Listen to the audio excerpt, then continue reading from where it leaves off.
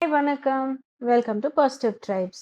இந்த உலகத்துல தற்சமயம் இருக்கிற மனுஷங்கள சுத்தி பார்த்தீங்கன்னா, யாருமே சந்தோஷமா இல்ல. யார் முகத்திலயுமே மகிழ்ச்சி இல்ல. எல்லாரும் ஏதோ ஒரு கவலை தோய்ந்த முகத்தோட, ஏதோ ஒரு எதிர்பார்ப்போட, ஒரு ஸ்ட்ரெஸ்ட் அவுட்டா, நாம என்ன பண்றோம்? நம்ம பண்ற விஷயங்கள் அ நம்மளோட லைஃப்க்கு ஏதாவது பாசிட்டிவா கான்ட்ரிபியூட் பண்ணுமான்னு இந்த மாரி எதுவுமே யோசிக்காம ஏதோ ஒண்ணு பண்ணிட்டுருக்கோம்.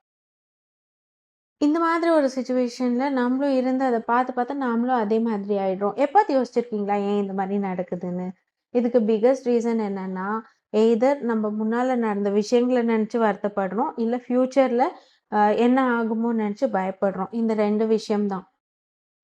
பாஸ்ட்ல நீங்க சில சில விஷயங்கள் பண்ணது உங்களோட தவறா நெனச்சு நீங்க வருத்தப்படலாம். ஆனா, அந்த நேரத்துல உங்களுக்கு அவ்வளோதான் மெச்சூரிட்டி இருந்தது. அண்ட் அந்த சம்பவம் உங்க வாழ்க்கையில நடக்கணும்னு விதிக்கப்பட்டிருந்தது. அதனால தான் நடந்துச்சுங்கிறத நம்புங்க.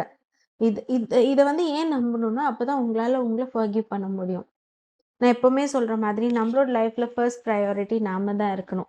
உங்கள யாருமே காப்பாத்த போறதில்ல. உங்கள நீங்க சந்தோஷமா இருக்கணுங்கிறதுக்காக யாருமே போராட போறதில்ல. உங்களுக்கு நீங்க மட்டும் தான்.